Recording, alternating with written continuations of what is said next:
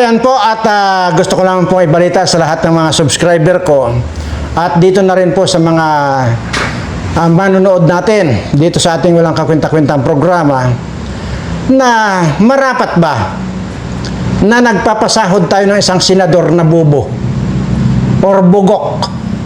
Una, hindi naman lang nag-aral. Pangalawa, akala mo feeling niya siya ang alam niya lahat ang batas. Niwala ngang kahit na background man lang sa pag-aabuga siya, yung bugok na senador na yan. O ngayon, ang napala, 15, 5, 10, 15. 15 maestrado ng Supreme Court ang nag-order ng contempt dito kay Tito Soto na bugok. Ito ang pinapasahod natin. Kasama itong si Lacson na ito na wala rin namang alam. Pinapasahod natin yung mga bobo na yan. Ayan, may order po, may contempt order po ang Supreme Court. Dahil doon, natatandaan nyo naman po kung ano-ano mga pinagsasabi nito. Itong si Tito Soto dyan sa Supreme Court, dyan sa pagkakadismiss ng Supreme Court doon sa ihinain na impeachment dito kay Sara Duterte. Ay kung ano-ano sinasabi, akala mo napakagaling. At ayan, 15 maestrado ng Supreme Court ang bumoto para sa kanyang contempt order. Mirisi sa iyo, bugok. Kaya ito po nakakapanghinayang dito. Imaginin mo,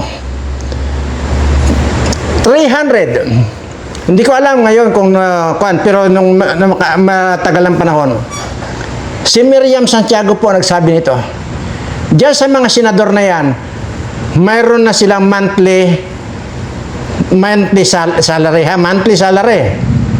Na-fix yan na 300,000. 300,000 ang sweldo ng mga yan. Tapos, mayroon pang allowance, monthly allowance ito. Noon pang panahon ni Miriam Santiago, si Miriam Santiago po nagbulgar na, buwan-buwan po yan, mayroon silang 1.2 million. Allowance lang yon, 1.2 million. Mayroon pa silang PDAP. Di ba nga nagkakahalaga pa ng 100 million yan? Ngayon, pagka may nakursunadahan sila, gusto nilang i-impeach, another 100 million. Doon kay Corona, hindi ba? 100 million. Lahat yan. Lahat ng mga nag-impeach. Huwag kami, kami, na nakikiramdam lang.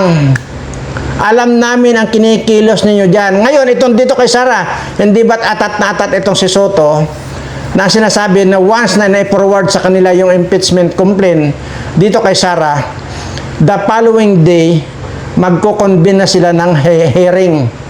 Kasi yun daw yun yung pagkakaintindi ni Tito Soto doon sa forthwith. Ayan. Ano man yung pagkakaintindi mo, na bugok ka, na mananatiling bugok ka, na nanghihinayang ako sa pinapasweldo sa iyong bugok ka. Ito baka sabihin kasi ninyo na gawa-gawa ko yung sinasabi kong na kinontempt itong si bugok na Soto na ito. Ito pakinggan nyo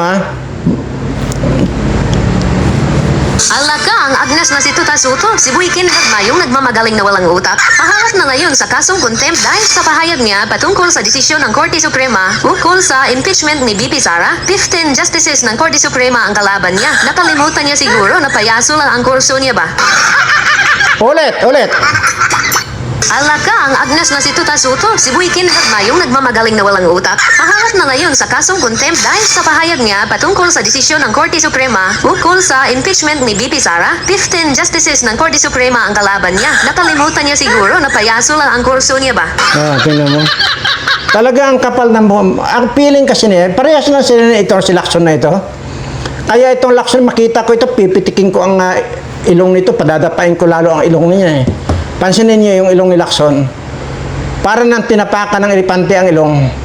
Si Gadon naman, para ng troso na nilagay dito sa, parang nagputol ka ng troso, nilagay diyan sa mukha ni Gadon, yan yung ilong niya, parang troso. Ganyan yan mga kwan. Kasi ang papangit, habang mga bastos itong mga senador at mga kongresistang ito, ang papangit talaga sa totoo lang. Oh. Kaya nakakabuisit talaga itong mga kwan ito. Imaginin mo, hindi ka na nahiya kung ako sa iyo, magre-resign ako dahil 15 judges ng Supreme Court ang nag-contempt sa iyo. Ayan. Ang kapal din ng mukha mo kung mananatili ka pa dyan na hayop ka. Tingnan nyo itong ito. Tingnan nyo yung hearing nila. May pakindat-kindat pa yung animal na yan. Diyan pa lang sana, kita nyo na. Alam nyo mga kababayan, sa totoo lang, ilan lang yung mga yan eh. 300 lang sa kongreso, 24 lang sa senador. Ano kaya kung sugurin na natin yung mga yan at ilagay na natin sila sa isang lalagyanan at tayo na mismo ang mag-aresto sa mga hayop na yan, nakakabuisit na. Alam niyo kung bakit? Tingnan niyo yung pakindat-kindat ng hayop yan. Kasama rin yung na yan. Yung pagdinikitan ni Remulla yan dati, di ba nung Chief Justice pa itong si DOJ Secretary pa. Itong si Remulla. Di ba lahat na lang na didikitan niya, kinukan niya. Dinidiktahan niya. Ganito itong mga hayop na ito. Ayan din, itong kwan ito. Isa rin manluloko, itong ipinalit dito kay Remulla na DOJ Secretary. Pinalabas nila na nando sa Czech Republic si Saldico, yung pala wala doon. Para lang makapag-travel sila. 75 katao.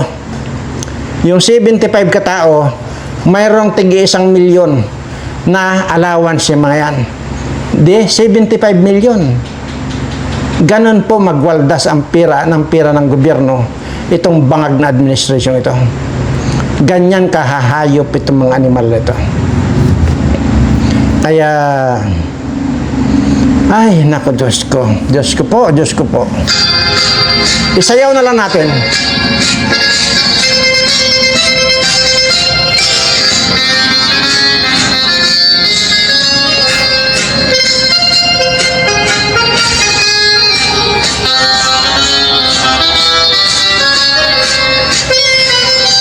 Ay, ako. Kahit siguro anong ganda ng tugtog, talagang hindi matanggal ang init ng ulo ko doon sa mga bobo na ito. Tingnan nyo rin, isa rin yung Lito Lapid. Yung Lito Lapid, binabayaran natin, pinapasweldo natin, imaginin mo, sabi ko 300,000 ang sweldo ng senador. Plus, mayroong 1.2 million na monthly expenses yan, allowance. Dati pa yan. Ngayon yata, 2 million na ang monthly expenses ng mayan. Kaya paldo-paldo lahat ng mga yan. Plus, mayroon pa silang 100 million. Taon-taon. Kaya tapos ganito lang, ang binabayaran natin, kagaya ng kung yan. Kagaya nitong Lito Lapid na ito. Itong si Kwan na ito. Itong mga magnanakaw na ito. Tapos, pag nanakawan pa tayo itong mga hayop na ito, saan ka pa?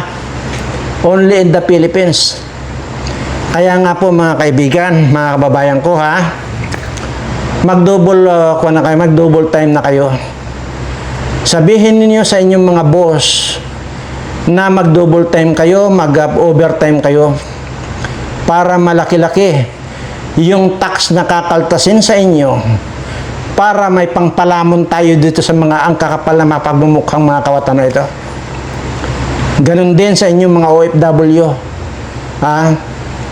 I-remit ninyo ng i-remit yung kita ninyo. Araw-gabi magtrabaho kayo. Kasi nakakahiya. Kung maguguto man itong mga putang inang mga congressman at saka mga senador na ito, na magutom itong mga putang inang to. Nakakahiya sa kanila. Tapos, yun pa. Tayo ang nagbabayad sa mga electric bill nitong mga, lalo itong mga may mga tupad-tupad na yan. May mga AX na yan. Tingnan mo. Tayo ang nagbabayad sa mga animal na ito. Kaya huwag kayong mapagod sa pagtatrabaho, mga kababayan ko. Kasi nakakahiyang magutom. Gutumin natin itong mga animal na mga kawatang ito. Mga bullshit talaga. Anyway, mapan po tayo, maiba tayo ng topic. Dahil sa sobrang pagkadismaya, nakita nyo naman si Bangag, talagang ayaw tumigil ng kung ano-ano pang mga sinasabi doon sa France na didiktahan niya yung Czech Republic pa. O ano, di sinagot siya ng kung ano yung batas din sa amin, yun ang paiirali namin at hindi kami pwedeng diktahan ng kahit na sino. Hindi nakakahiya. At dahil diyan, naglasing. Hindi na maintindihan yung sinasabi. Gusto niyo mapanood? Sige, ipapanood ko na nga lang para wala kayong masabi sa akin. Ewan ko kung maintindihan inyo itong sinasabi nito. Naglasing siya. Sa sobrang pagkadismaya dito kay Saldico. Huwag ang Czech Republic ang utusan mo, Bangag. Huwag yan kung sino-sinong utusan mo na kuan na gano'n. Ang sisihin mo, yung si Bida-Bida na DOJ Secretary mo, at saka ito si Boying Remulla, at saka ito si John Vic Remulla pala. Yan ang sisihin mo. Dahil pinalusutan ka. Tingnan mo harap-harapan, pinalulusutan ka. Ang sinasabi na sa Czech Republic na huli na Saldico at kunwari kukunin nila doon. Pero ang totoo nun, in the first place, dito palang alam nila na wala doon Saldico. Talagang nagjangkit lang sila. At para lang makarating sa Czech Republic itong mga unggoy na ito na hindi pa nakakatikim mag-abroad. Itong mga hayop na ito. Sabik sa makita ng abroad. Oy, kayo na mga hindi pa nakapag-abroad, gusto niyo mag-around the world? Kayong mga kakakwa na kayo, kayong mga demonyo kayo, magsabi kayo sa akin, bibilhan ko kayo ng ticket around the world para hindi kayo nagiging timawa. Naputang ina nyo. Ito ito yung kwan, naglasing. Itong si Bangag, ewan ko kung hindi pa nagbigti ito. Baka nagbigti ng ito. Kahit na may malaking gulo na nangyayari, ay aming nga rin ay basta't kaunti lang ang mararamdaman o sana man kung kaya namin gawin kahit na may malaking gulo na nangyayari ay aming nga rin ay basta't kaunti lang ang kahit na may malaking gulo na nangyayari ay aming nga rin ay basta't kaunti lang ang mararamdaman. Ayan. Naintindihan niyo ba kung anong sinasabi? Wala na. Tayo itong ganitong presidente natin. 100 billion taon-taon ang kinukuha nito. Ayon ito sa kay Saldico. At dito na rin kay Martin Romualdez. Bumigay na eh. Si Martin Romualdez, 100 billion taon-taon. So, magmula nung naihalal ito, may 4 years na ba yan? 4 years na. Magpa 5 years na. So, ibig sabihin, kung 4 years na, 400 billion na. Tapos, nagkukunwari pa siya ng mananagot yung dapat managot, ay siya mismo, ayaw niyang panagutin yung anak niya, na bilyon-bilyon din ang kunilimbat sa flood control sa Ilocos yan. Ulitin natin.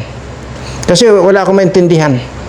naman, sana man, kung kaya namin gawin, kahit na may malaking gulo na nangyayari, ay ang aming nga rin ay basta't kaunti lang ang kahit Grabe. na Hindi na maintindihan. Lasing. See? Ay, Diyos ko. Ano pa yan? Ano pa ba ito?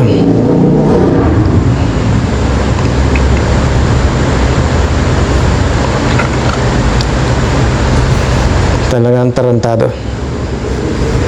Tapos pinapasahod natin itong mga animal na ito.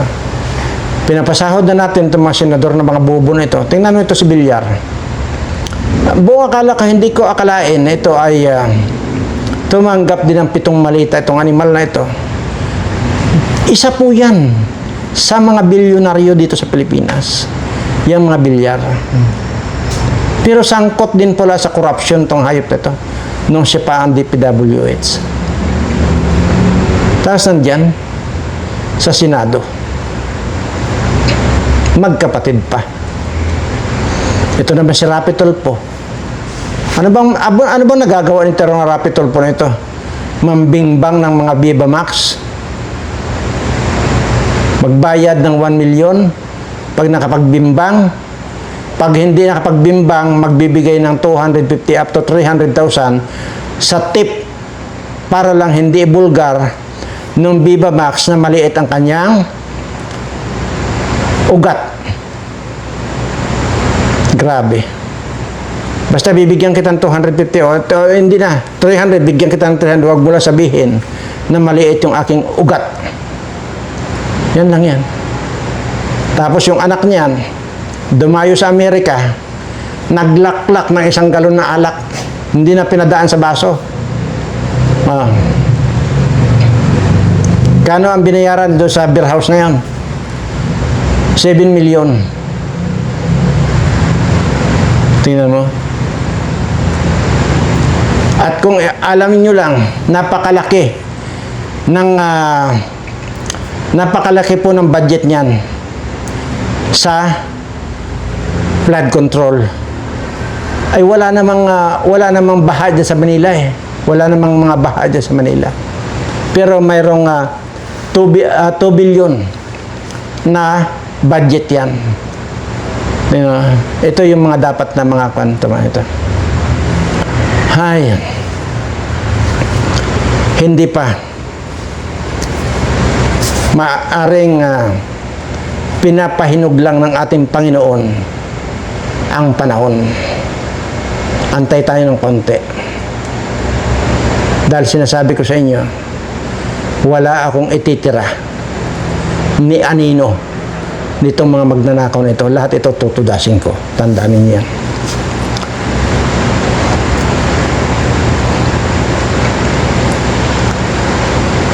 Palalabasin ko si Bantag, pahuhukayin ko dyan sa loob ng Muntinlupa ng maraming hukay dyan para lahat yan, dyan ko ihulog yung mga yan.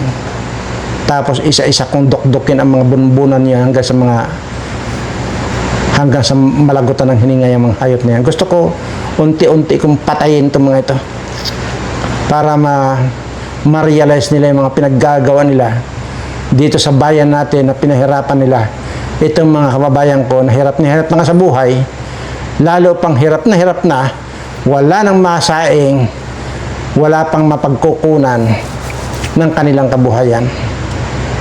Huwag kayong mag-alala mga kababayan ko, malapit na. Sinabi ko na ito sa inyo, ibibideo ko, ipapakita ko sa inyo kung paano kung gigilitan lahat ng mga ito. Tandaan niyo yan. Total, walang pumapato sa hamon ko eh. At least yung hamon ko sana legal. May pustahan nga lang. Pero walang pumapatos. So, since walang pumapatos, pagdating na lang ng araw na ipapaubaya sa akin yung paghahatol ng kahindik-hindik na kamatayan nitong mga kawatang ito, doon ko na lang gagawin. At hindi ko Hindi ko lalagutin ang hininga nito instantly. Uunahin ko muna yung mga daliri nila. Tatadtarin ko muna yan hanggang sa maputol itong mga braso nila. Tapos magmula sa paa, tatadtarin ko lahat yan hanggang sa dito sa kanilang kwan. Pagkatapos yan, yung liig na nila yung aking isusunod. Pero palalampasin ko yan mga 1 linggo na tinadtad ko yung mga kamay nila. Dahil gusto kong pagbayaran nila sa ganung pamamaraan yung mga kabastusan at paghihirap na ginawa nila dito sa mga kababayan ko. Anyway, nag-iinit naman po ang ulo ko. At pasensya na po kayo. Pero, ang masabi ko lang, at ito ang pakatandaan ninyo, i-video ko ito, i-upload ko sa buong mundo, makikita ng buong mundo kung papaano kong lilikadahin itong mga kawatang ito. Maraming salamat po at sa lahat po ng aking mga subscriber, mahal na mahal ko po kayong lahat.